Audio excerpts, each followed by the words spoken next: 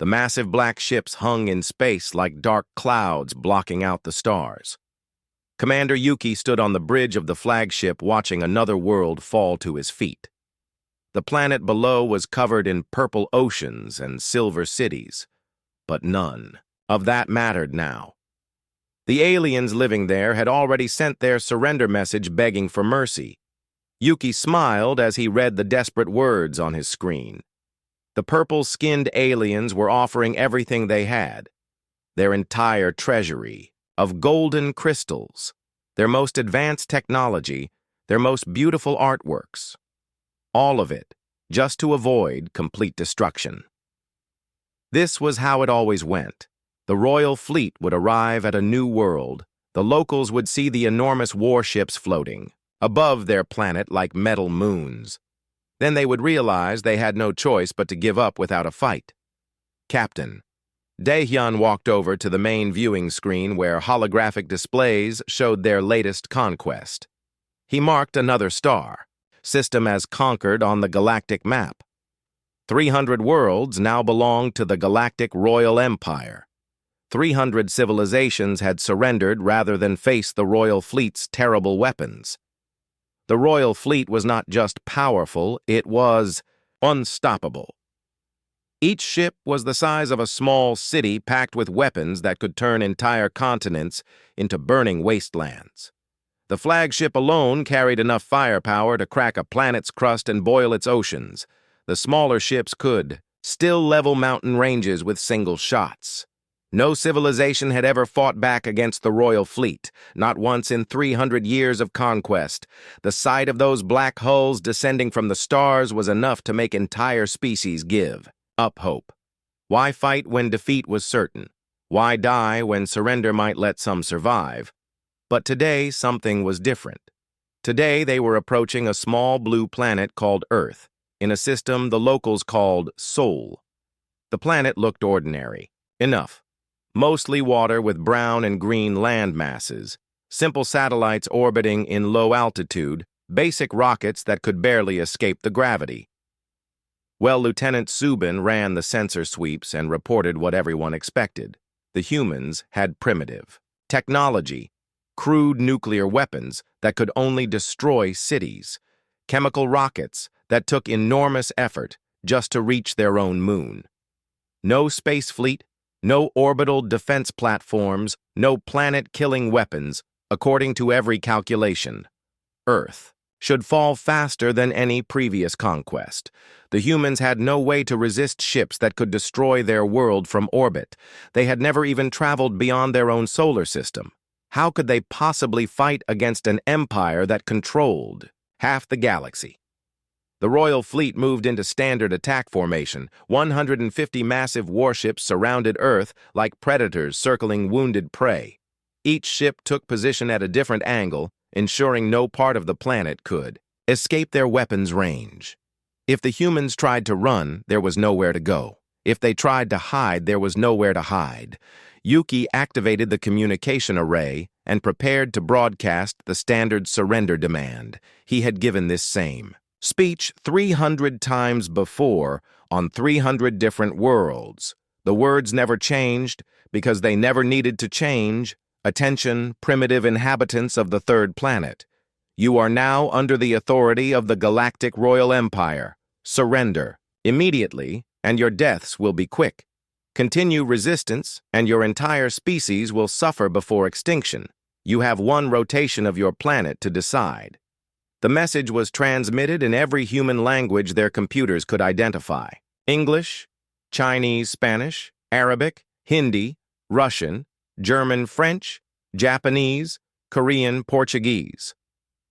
The translation systems had analyzed human broadcasts for months, learning every dialect and accent. No human would fail to understand what was being demanded then. They waited. This was always the most satisfying part of conquest. The moment when alien leaders realized their situation was hopeless. Some civilizations responded within minutes. Others took hours to accept reality. But they all eventually sent the same type of message: desperate pleas for mercy, offers of tribute, promises to serve the empire faithfully. Minutes passed, then an hour, then 2 hours. Yuki frowned as he watched the communication board. Earth was completely silent. No surrender. Messages. No negotiations. No desperate attempts to buy time with offers of treasure. The planet continued spinning peacefully, as if nothing had changed. Captain Daehyun checked the sensor readings again. Maybe the humans' communication systems were too primitive to reach orbit. Maybe they were having technical difficulties. Maybe they simply could not comprehend what was happening to them. But then a single transmission came from the planet's surface. The signal was clear and strong, definitely intended for the royal fleet. The voice belonged to a human male who identified himself simply as Minho. His words were calm and steady without any trace of fear or panic. "You picked the wrong planet." That was all, 4 words delivered in perfect Galactic. Standard language, then silence. The transmission ended and Earth went quiet again. No explanation, no threats, no additional messages, just those 4 impossible words. Yuki stared at the communication display in confusion. No conquered species had ever responded like this before. When facing planet-killing weapons, civilizations begged. They pleaded. They offered everything they owned. They did not make cryptic statements and then ignore further contact. Captain Daehyun called for a full sensor sweep of the planet's surface. Maybe the humans had hidden weapons, maybe they had secret allies, maybe they were not as primitive as they appeared.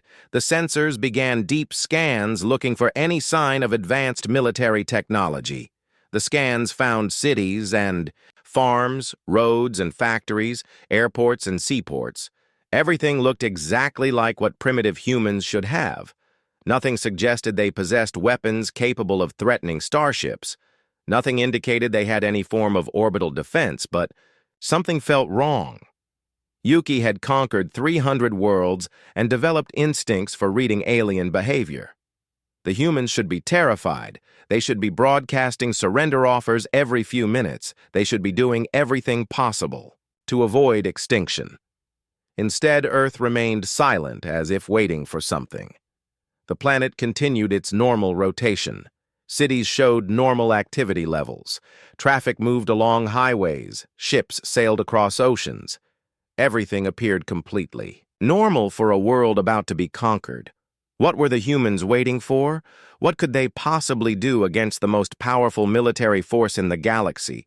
What did those 4 words mean when spoken by creatures who should be begging for their lives? Lieutenant Subin reported energy readings from the planet's surface, but nothing that suggested military preparations. The power signatures looked like normal civilian activities: electrical grids powering cities, industrial complexes running, manufacturing plants, transportation systems moving people, and goods. Hours passed and still no surrender. Message arrived. Yuki began to feel something he had not experienced in decades of conquest: uncertainty. The humans were acting like they had some kind of plan, like they knew something the royal fleet did not understand. Captain Daehyun ordered battle stations even though it seemed unnecessary. What could humans possibly do against ships that had conquered half the galaxy? What surprises could a primitive species have prepared? What did it mean when someone said you picked the wrong planet? The answer would come soon enough, but for the first time in 300 years of conquest, the royal fleet was about to discover that not every species would simply surrender when faced with overwhelming force. Some species had been waiting, their whole existence, for this exact moment when the galaxy's greatest predators would finally come hunting. The royal fleet had made their reputation by crushing helpless worlds, but Earth was not helpless. Earth had been preparing, and preparation combined with determination could sometimes overcome even the most impossible odds. The Empire was about to learn that humans were different from every other species they had encountered, and that difference would change the course of galactic history forever. From hidden launch bays disguised as hills and lakes across Earth, thousands of small ships erupted into space like angry wasps defending their hive. The launch sites had been camouflaged for decades, appearing as natural landmarks, while actually containing the most advanced fighters humanity had ever built. Lieutenant Colonel Sun Hee piloted her fighter Earth's Fury through the upper atmosphere, watching her tactical display fill with friendly contacts. Her ship was tiny compared to the massive Royal Fleet vessels, no bigger than a school bus facing down floating mountains. But she had trained for this moment her entire military career. The human fighters were not the primitive rockets the aliens had expected. These were advanced combat craft built with 50 years of captured alien technology and improved by human engineering. Each fighter carried weapons that could penetrate Royal Fleet armor and engines that could outmaneuver anything the Empire had built. Remember the plan. She broadcast to her squadron of 50 fighters. These big ships cannot turn fast enough to track us. Stay close to their hulls, hit the weak points, and keep moving. We are not trying to destroy them all at once. We are trying to make them destroy themselves. The Royal Fleet defensive systems had been designed to stop large warships and planet-killing weapons. Their targeting computers were built to track massive objects moving in predictable patterns they had never been programmed to handle. Thousands of small, fast targets that moved like schools of fish through space. When the alien gunners tried to lock onto the human fighters, their weapons systems failed to get clean targeting solutions. The fighters were too small, too fast, and too numerous. The Royal Fleet computers kept losing track of individual targets as they weaved between the massive alien ships. Captain Daehyun watched in growing frustration as his weapons officers struggled to hit the swarming human fighters. Every time his gunners fired, they missed the tiny targets and accidentally struck their own ships. The humans were using the Royal Fleet size against itself, turning their advantage into a deadly weakness. "Sir, we are experiencing friendly fire incidents," across the fleet reported Commander Yuki. "Our gunners cannot target the human fighters without hitting our own vessels. The human attack was not random or desperate. Every strike hit exactly where it would cause maximum damage. Weapon cooling systems that would overheat if damaged, sensor arrays that controlled targeting computers, communication equipment that coordinated fleet movements, engine regulators that controlled power distribution. Lieutenant Colonel Sun Hee led her squadron in a precision strike against the Royal Fleet flagship diving between the massive weapon turrets like a bird flying through a forest. The alien guns tried to track her, but they were too large and slow to follow such a small, agile target. Her fighters targeted the cooling vents for the ships, main plasma cannons, small, precise shots that disabled the heat regulation systems. Within minutes, the flagship weapons began overheating, forcing them to shut down automatically. The massive guns fell silent as their cooling systems failed one by one. Major Minsuk commanded a special squadron called the Ghost Riders that specialized in electronic warfare. His fighters did not carry heavy weapons. Instead, they broadcast jamming signals and computer viruses directly into the alien ship systems. His pilots were the best hackers in the human military, trained to turn enemy technology against itself. "Ghost Leader, to all units begin electronic assault," he ordered over the tactical network. "Upload the viruses and activate all jamming systems." The Ghost Riders fighters approached the Royal Fleet ships and began broadcasting signals that had been specifically designed to exploit weaknesses in alien computer systems. Human programmers had studied, captured Royal Fleet technology for decades, learning how their networks operated and where they were vulnerable. Within minutes, half the Royal Fleet was struggling with computer problems. Navigation systems displayed false readings. Communication networks went. Silent weapon targeting systems began attacking random coordinates. Some ships even began firing on their own escorts as their identification systems failed. "This is impossible," muttered Captain Daehyun as his command console displayed error messages in languages he had never seen before. How do they know our systems so well? The answer was both simple and terrifying. For decades, humanity had been collecting every piece of Royal Fleet technology they could find. Crashed fighters abandoned during previous conquests. Broken equipment left behind on conquered worlds. Even garbage and spare parts discarded by alien crews. Every fragment had been carefully analyzed by human scientists and engineers working in secret laboratories buried deep beneath Earth's surface. They had reverse-engineered alien computers, learned alien programming languages, and discovered security flaws that the original designers never knew existed. The humans knew Royal Fleet technology better than the aliens who built it. They had studied every weakness, identified every vulnerability, and prepared specific countermeasures for every system the Empire used. The Royal Fleet was being defeated by their own technology, turned against them. Commander Yuki watched his tactical displays fill with warning lights as more systems failed across his fleet.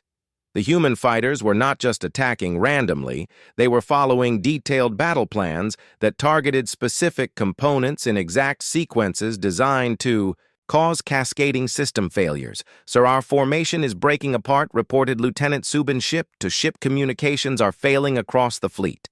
Many vessels cannot coordinate their movements or share targeting information. The Royal Fleet had always fought as a unified force with ships working together to overwhelm their enemies. But the human electronic warfare was breaking those connections, isolating individual ships and forcing them to fight alone against coordinated human squadrons. Captain Sun-Hee watched her tactical display show the alien formation fragmenting as communication links failed and navigation systems malfunctioned.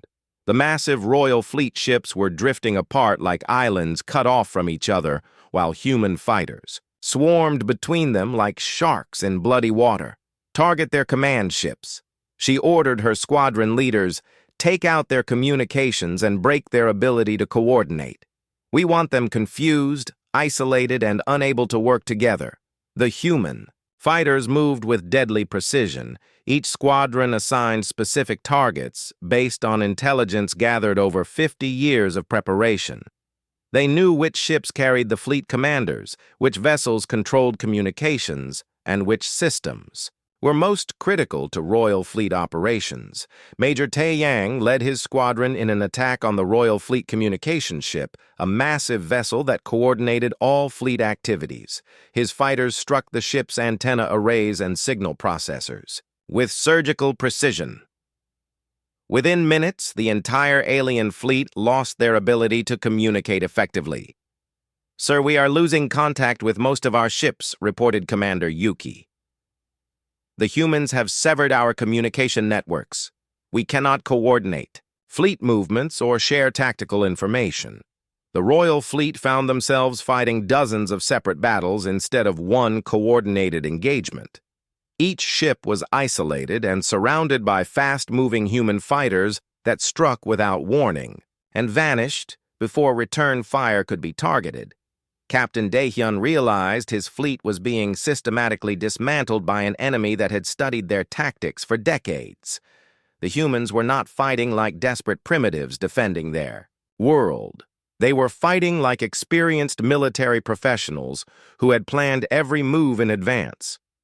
The Royal Fleet's greatest strength had always been overwhelming force applied through coordinated attacks, but the humans had broken that coordination and turned the fleet size into a liability.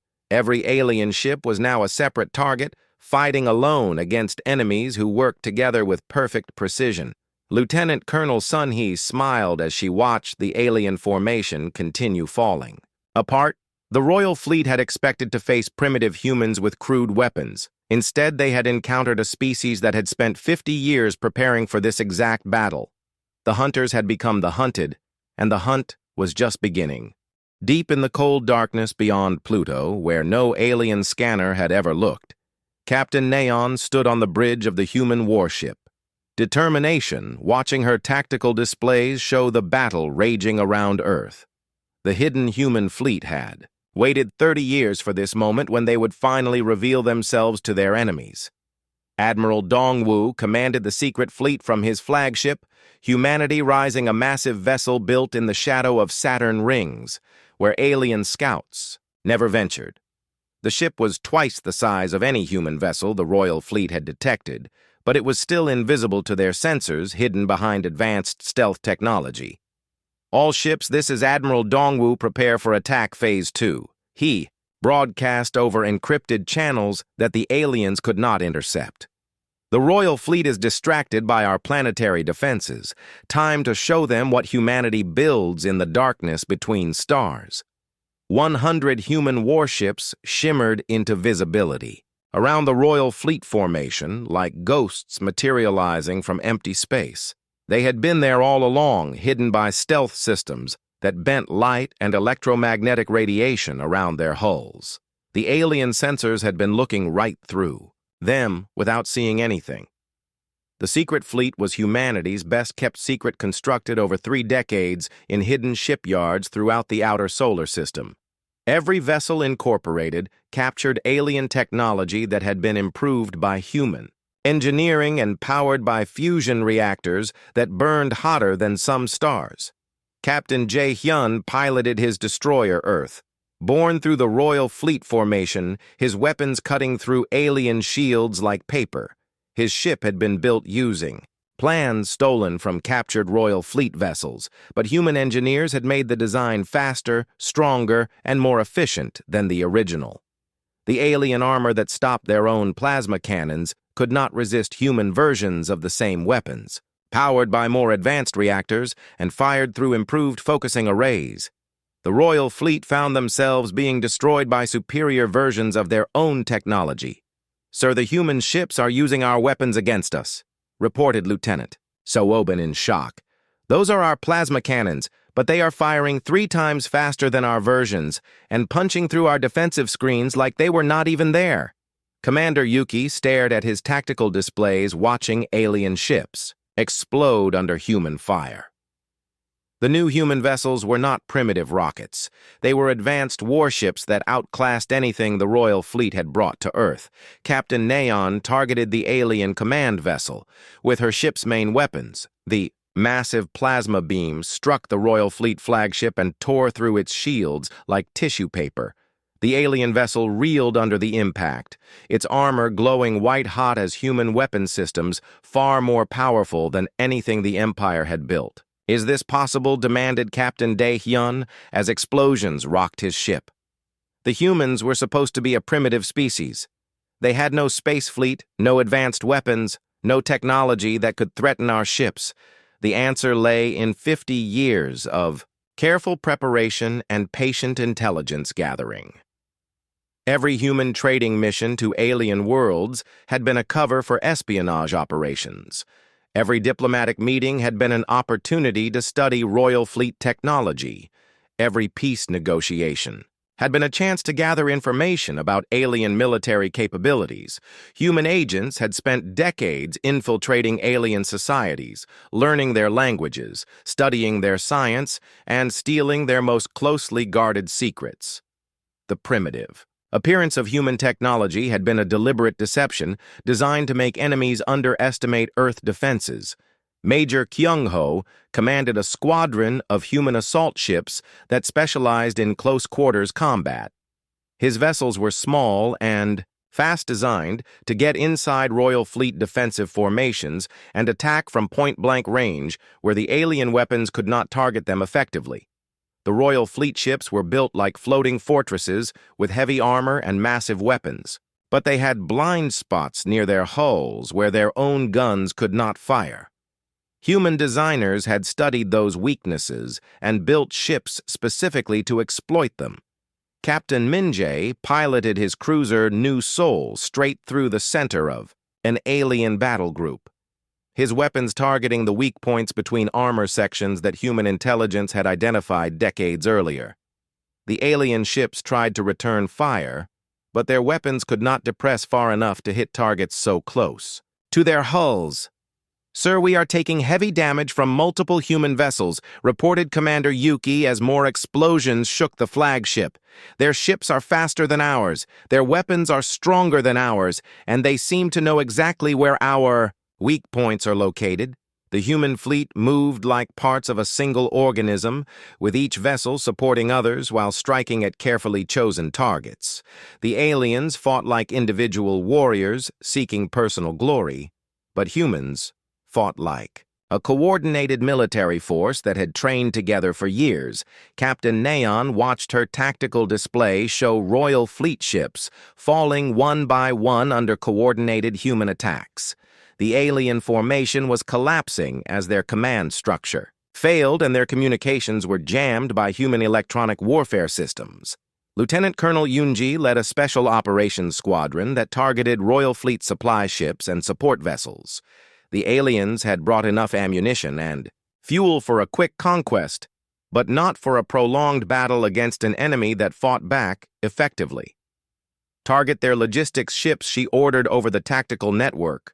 Cut off their supplies, and force them to retreat when they run out of ammunition. Human special forces struck with surgical precision, destroying fuel tankers, ammunition carriers, and repair ships. The Royal Fleet began running low on supplies as their support infrastructure was systematically eliminated by enemies who knew exactly which targets were most important.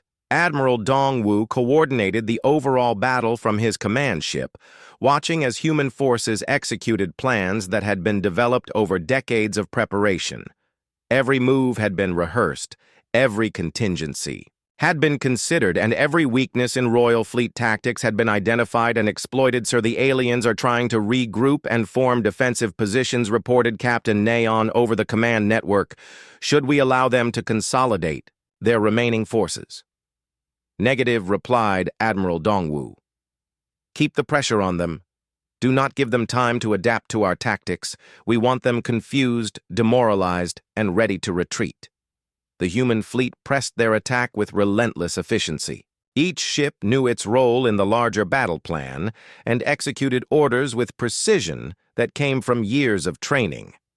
The Royal Fleet had never faced enemies who fought with such coordination and determination. Captain Dae-hyun watched his fleet disintegrate around him as human weapons tore through ship after ship. The aliens had brought overwhelming force to crush a primitive world, but they had found themselves facing an enemy that was better prepared, better equipped, and better trained. For 300 years, the Galactic Royal Empire had relied on shock and overwhelming firepower to win quick victories against enemies who surrendered rather than fight. But humanity had not surrendered. Humanity had prepared. The Royal Fleet was learning. That preparation combined with determination could overcome even impossible odds. The humans had turned their enemy's strength into weakness and their own apparent weakness into devastating strength. Commander Yuki realized that his empire had made a fatal error in choosing Earth as their target. The humans had been waiting for this battle for decades, studying their enemies and building weapons specifically designed to defeat Royal Fleet technology. The hunters had become the hunted, and the tide of battle was turning against the once invincible Royal Fleet. The Planet Cracker was the Royal Fleet's most terrifying weapon, a ship so massive it looked like a metal moon floating in space. Captain Dae-hyun ordered the ultimate weapon activated, knowing that if Earth died, the human resistance would collapse, like a house of cards. The Planet Cracker had never failed to destroy its target in over 2 centuries of operation. The massive vessel began powering up its main weapon, a cannon that could split worlds in half with a single-shot energy readings, climbed as fusion reactors fed power into the charging chambers. The weapon needed 17 minutes to reach full power, but once it fired, nothing could survive the devastating plasma beam. Colonel Yunji received the most desperate mission of the war, leading 30 human fighters in an impossible attack against the Planet Cracker itself. The massive ship was protected by energy shields that could stop meteors and bristled with defensive weapons that could vaporize entire squadrons. "This is our only chance," she broadcast to her assault team. "If that weapon fires on Earth, everything we have fought for ends right now. We have 17 minutes to stop the most powerful weapon in the galaxy." The human fighters approached the Planet Cracker, using tactics that no alien military had ever attempted. Instead of attacking from outside, they would fly directly into the weapons barrel, racing through the charging chamber toward the energy core at the ship's heart.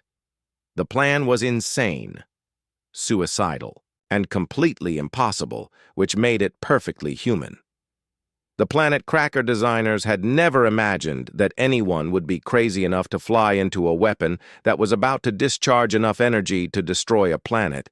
"Are you completely insane?" screamed the Royal Fleet Gunnery Commander as he watched human fighters disappear into his weapons-firing mechanism. "They are flying into a plasma conduit that is about to release enough energy to crack a world in half." But the humans had calculated everything with deadly precision. The Planet Cracker needed exactly 17 minutes to charge its main weapon. The plasma conduits would not become lethal until the final 30 seconds. Colonel Yunji team had 16.5 minutes to reach the energy core plant, their explosives, and escape before the weapon fired. Flying through the weapon's interior was like racing through the digestive system of a mechanical dragon. Plasma conduits glowed with building energy while maintenance robots tried to intercept the human intruders. The fighters had to dodge automated defenses, energy beams, and the weapon's own charging systems. Lieutenant Taiyang Fighter was struck by defensive fire and began trailing fuel and sparks, but he continued toward the target. "I am not going to make it back," he reported with calm professionalism. "Tell my family I died saving Earth from alien monsters."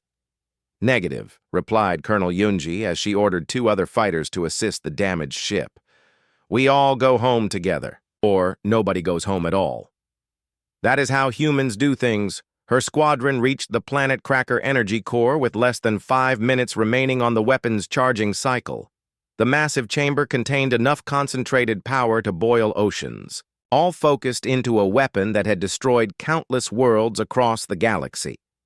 Working with desperate efficiency, the assault team planted fusion bombs throughout the core chamber. Each explosive was programmed with Earth's most advanced detonation, technology designed to create a chain reaction that would tear the weapon apart from inside. The human fighters escaped through maintenance shafts as alarms began sounding throughout the Planet Cracker. The weapon's automatic systems detected foreign objects in the energy core, but it was too late to stop the charging cycle. The Planet Cracker was committed to firing whether the humans had sabotaged it or not. Colonel Yunji led her damaged squadron through the weapons barrel as plasma energy began building to lethal levels behind them. Lieutenant Taiyang damaged fighter was losing power and falling behind the rest of the formation. The escape route was closing as the weapon entered its final firing sequence. "Leave me," she ordered her. "Pilots, save yourselves and get clear of the blast zone." But Major Sunho refused to abandon his wingman. He flew back into the danger zone, grabbed Lieutenant Taiyang's ship with magnetic grapples, and dragged both fighters towards safety as plasma energy reached critical levels around them. The Planet Cracker fired at the exact moment Colonel Yunji bombs exploded inside the energy core. Instead of launching a world-killing beam toward Earth, the massive weapon tore itself apart in a chain reaction that lit up space like a newborn star. The explosion was so powerful it damaged dozens of nearby Royal Fleet ships and sent shockwaves through their entire formation. Pieces of the Planet Cracker scattered across thousands of kilometers of space, each fragment glowing white-hot from the tremendous energies that had been released. "Impossible," whispered Commander Yuki as he watched debris from the Empire's ultimate weapon rain down around his ship. The Planet Cracker was supposed to be invincible. No force in the galaxy should have been able to destroy it. Captain Daehyun stared at the expanding cloud of wreckage that had once been their most feared tool of conquest.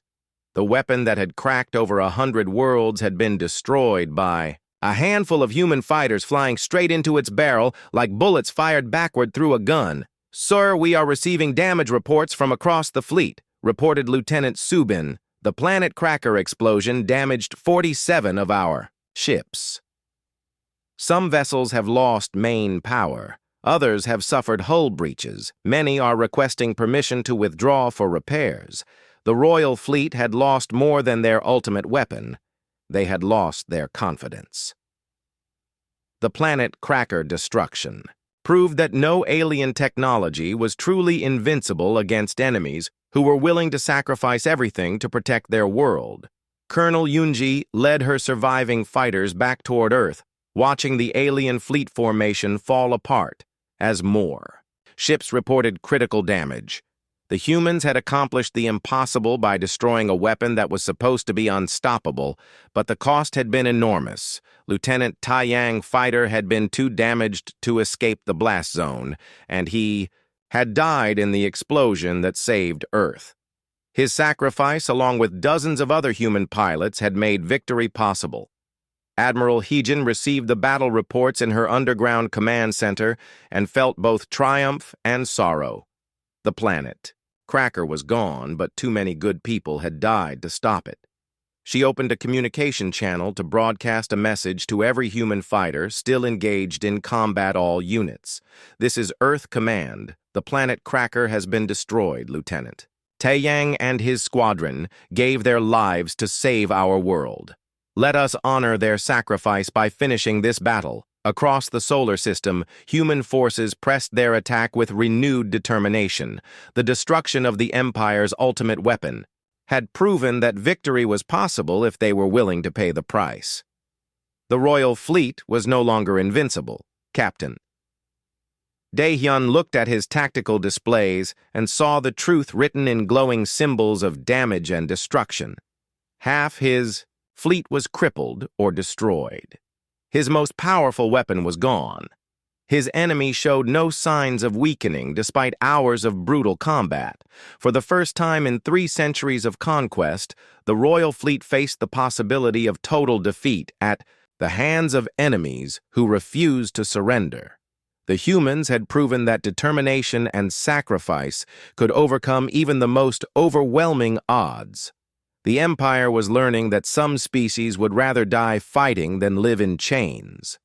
And when those species had 50 years to prepare for war, they became very dangerous enemies indeed. The explosion of the planet Cracker created a shockwave that traveled through space like ripples in a cosmic pond. When the blast wave reached the Royal Fleet formation, it knocked ships off course, damaged weapon systems, and shattered the aliens' confidence in their own invincibility. Commander Yuki stood on the bridge of his flagship, watching damage reports flood his screens from across the fleet. Half of his ships were crippled or destroyed. The planet Cracker debris field was still expanding, scattering fragments of the Empire's most feared weapon across thousands of kilometers. This is impossible, he muttered to himself as he watched the tactical display show human forces pressing their attack with renewed determination. The planet Cracker was our ultimate weapon. Nothing in the galaxy was supposed to be able to stop it. Captain Daehyun studied the battle reports and realized his fleet was facing something unprecedented in 3 centuries of conquest. The humans were not just defending their world. They were winning against odds that should have made victory impossible. Sir, we are receiving surrender offers from other species throughout the galaxy, reported Lieutenant Subin, with shock in his voice. Word of this battle is spreading to every corner of known space. Civilizations that have been under our control for hundreds of years are declaring independence. The Royal Fleet defeat at Earth was more than a military loss. It was proof that the supposedly invincible Empire could be beaten across the galaxy. Enslaved species were watching human broadcasts of the battle and finding hope for the first time in generations. Admiral Heejin activated the planetary communication array from her underground command center and broadcast a message that would be heard on every inhabited world within 50 light years. Her voice was calm but carried the weight of absolute determination. Attention, Royal Fleet and all who can hear this transmission. You came to Earth expecting to conquer another helpless world. Instead, you found humans. We do not surrender. We do not give up, and we do not forget those who threaten our families. You have one chance to leave our solar system peacefully. I suggest you take it. The message was transmitted in every known alien language and broadcast on frequencies that would reach monitoring stations throughout the galaxy. Within hours, every civilization in the local sector would know that the royal fleet had been defeated by a primitive species that refused to bow down. Captain Ji-won emerged from her underground command bunker and stood on Earth's surface, watching the alien ships in orbit. Some were burning from human attacks, others were listing helplessly with damaged engines. Still others were beginning to move away from the planet as their commanders made the hardest decision of their military careers. Major Sun-ho led the final human assault against the remaining Royal Fleet forces. His fighter squadron had been reduced to 12 ships, but they still flew with deadly precision against enemies who no longer seemed interested in fighting. The aliens were retreating to defensive positions instead of pressing attacks. "Sir, the Royal Fleet is pulling back from close orbit," reported Captain Neon from her position aboard the human warship Determination. "Their formation is collapsing, and many ships are requesting permission to withdraw." Admiral Dongwu coordinated the final phase of the battle from his flagship, watching as human forces maintained pressure on the retreating aliens. The Royal Fleet was trying to organize a fighting withdrawal, but their command structure had been shattered by hours of brutal combat. Some alien commanders still wanted to continue the battle, convinced that superior numbers would eventually overwhelm human defenses. But Captain Dae-hyun looked at his tactical displays and saw the mathematical truth. Half his ships were destroyed or disabled. His weapons were depleted. His crews were demoralized.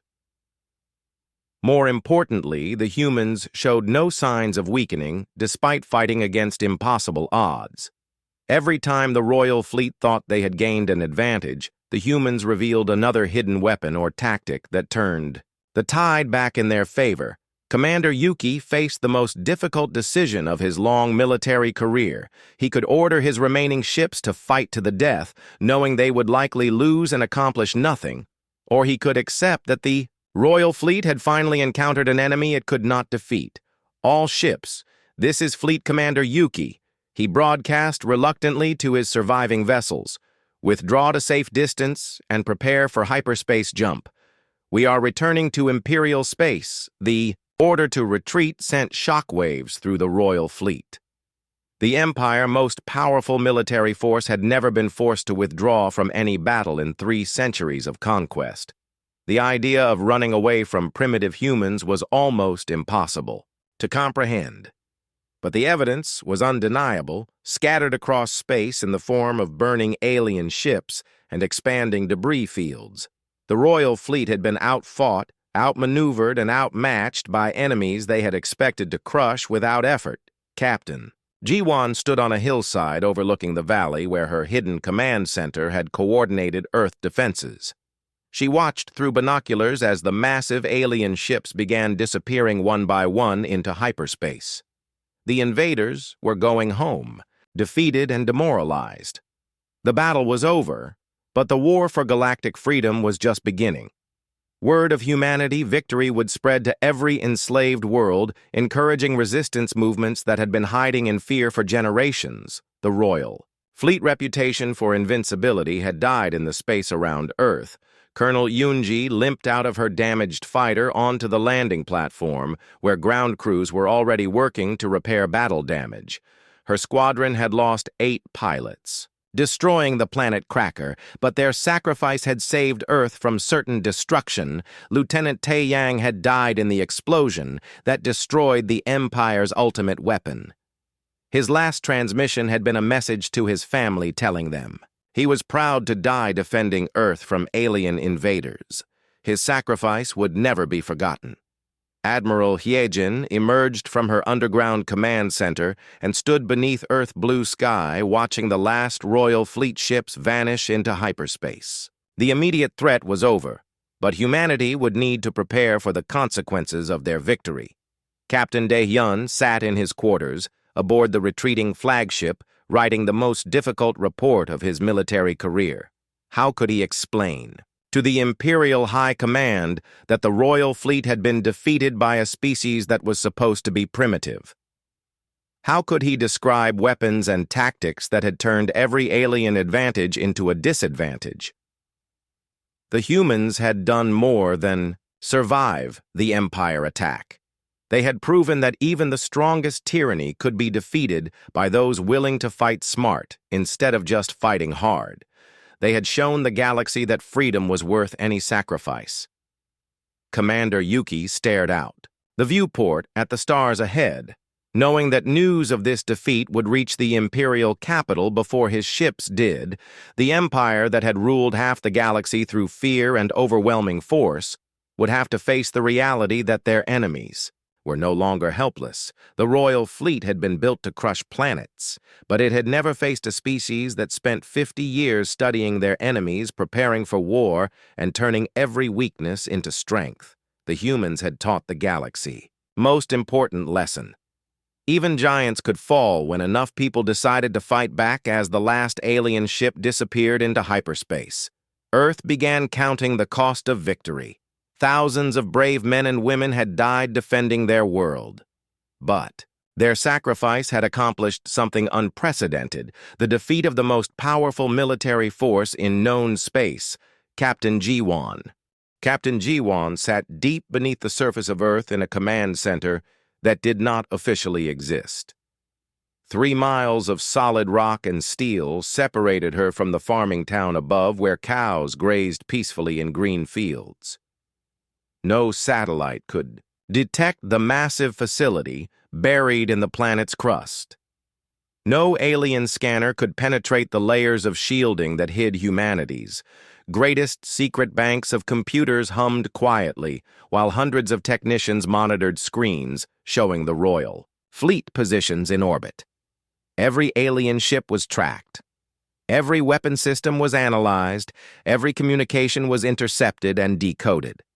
The humans had been watching and learning for much longer than the Empire realized.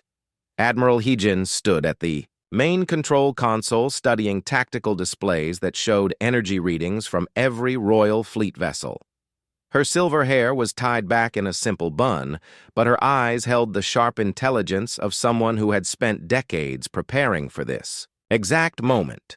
For 50 years, humanity had been building something impossible, a planetary defense system that could stop weapons designed to crack worlds in half. The project had consumed the resources of entire nations. Hidden facilities on every continent had worked in secret, developing technology that should not have been possible for a primitive species. The key breakthrough had come from studying fragments of Royal Fleet technology recovered from ancient battlefields, crashed ships abandoned, equipment, even garbage left behind by alien armies. Everything had been carefully analyzed and reverse-engineered. Human scientists had learned to read alien blueprints better than the aliens themselves. Now it was time to reveal what humanity had accomplished in those hidden laboratories. Activate the grid, ordered Admiral Hijin across Earth's surface. Disguised installations began powering up simultaneously. What the Royal Fleet had mistaken for communication towers were actually energy projectors. What looked like weather monitoring stations were really shield generators. What appeared to be normal power plants were fusion reactors built with alien technology. The installations had been hidden in plain sight for decades, camouflaged as ordinary human infrastructure while actually forming components of the most advanced defensive system ever constructed. Each facility was connected to thousands of others through quantum communication networks that could not be jammed or intercepted. A shimmer appeared in space around Earth like heat waves rising from summer pavement. The shimmer grew brighter and more solid until it formed a complete sphere of pure energy surrounding the entire planet. The barrier looked delicate, like a soap bubble, made of lightning, but appearances could be deceiving. Commander Yuki watched his sensors register the impossible energy readings surrounding Earth. The humans had somehow created a planetary shield using technology that should have been beyond their capabilities. How had a primitive species developed such advanced defensive systems? The shield is some kind of energy conversion matrix, reported Lieutenant Subin from his scanning station. It appears to be designed to absorb and redirect incoming Attacks Commander Yuki decided to test the human defenses with a limited strike. He ordered 3 ships to fire plasma beams at minimum power settings, just enough energy to level a large city but nothing that would threaten the entire planet. The beams lanced out from the Royal Fleet ships like spears of concentrated starfire. The energy strikes hit the barrier and simply vanished. Not reflected, not absorbed, but converted into something else entirely. The barrier grew brighter and stronger, with each impact feeding on the very weapons meant to destroy it. Within seconds, the defensive grid was pulsing with captured alien energy. "Impossible," muttered Captain Dae-hyun as he watched the tactical displays. The humans had not only stopped his weapons, but had somehow stolen their energy for their own purposes. Every shot made the barrier stronger instead of weaker. "Sir, we are detecting massive power buildups across the planet's surface," reported Lieutenant Subin. "The humans are channeling our weapons energy into some kind of charging system." The Royal Fleet fired again with stronger weapons, this time using enough energy to crack a small moon in half. The plasma beams struck the barrier with tremendous force, creating explosions that lit up space like miniature suns, but again the energy simply disappeared into the human defensive grid. The barrier now glowed like a star surrounding Earth, with captured alien power. The humans were not just defending themselves, they were stealing energy from the Empire's most advanced weapons and storing it for their own purposes. Whatever the humans had planned, it would be powered by Royal Fleet. Technology Admiral Hyejin watched the energy levels climb on her displays as more alien attacks fed power into the planetary grid. Each Royal Fleet weapon that fired was making humanity stronger. The aliens were literally powering their own defeat with every shot they took. "Sir, the barrier is now storing enough energy to power our entire fleet." "For a year," reported Commander Yuki with growing alarm. "If the humans release that power all at once." He did not finish the sentence because the implications were too terrifying to speak aloud. The humans had turned the Royal Fleet's greatest strength into their greatest weakness. Every weapon designed to crush planets was now feeding energy to their enemies. Captain Dae-hyun stared at readings that defied everything he understood about warfare. His ships carried the most advanced weapons in the galaxy: plasma cannons that could boil oceans, particle beams that could shatter continents, fusion torpedoes that could crack planetary crusts. Yet somehow primitive humans had created defenses that made those weapons useless. The human shield was not just stopping attacks. It was stealing them, converting destructive energy into stored power that could be used for anything. The Royal Fleet was accidentally charging up whatever secret weapons the humans had prepared. "How long have they been planning this?" asked Commander Yuki, as he watched more energy flow into the human defensive grid. The question had no good answer. The level of preparation required for such defenses would have taken decades, possibly centuries of secret development. The humans had been studying Royal Fleet technology and building countermeasures while pretending to be a primitive species. Lieutenant Subin detected new energy signatures emerging from hidden facilities across Earth. Something was powering up. Using the energy stolen from Royal Fleet weapons, massive installations were activating in sequence as if following some predetermined plan. "Sir, I am reading launch preparations at multiple sites across the planet," reported the scanning officer. "The humans appear to be preparing some kind of counterattack." Admiral Hyejin smiled as she watched the tactical displays show her enemies' growing confusion. The Royal Fleet had walked into humanity's trap, exactly as predicted. For 50 years, Earth had been preparing for this moment when the galaxy's greatest predators would arrive hunting for easy prey. The alien ships hung in space around Earth like wolves surrounding what they thought was helpless sheep. But the sheep had been preparing, and now it was time to show the wolves that they had made a terrible mistake in choosing their target. The energy readings climbed higher as more Royal Fleet weapons fed power into the human defensive grid. Soon there would be enough stored energy to power the next phase of humanity's plan the phase where Earth would stop playing defense and start showing the Empire what humans could accomplish when they had 50 years to prepare for war. Captain Ji-won activated the communication system and broadcast a message to every Royal Fleet ship in orbit. Her voice was calm and professional, like someone discussing the weather rather than addressing the most powerful military force in the galaxy. Attention, Royal Fleet. Your weapons are charging. Our defenses. Thank you for the free energy. We will put it to good use. The transmission ended, leaving the alien commanders staring at displays that showed impossible readings. The humans had not only survived the Empire's first attack, but had somehow made themselves stronger. Because of it, the Royal Fleet was facing an enemy unlike anything they had encountered in 300 years of conquest, and this was only the beginning of what humanity had prepared for their uninvited guests.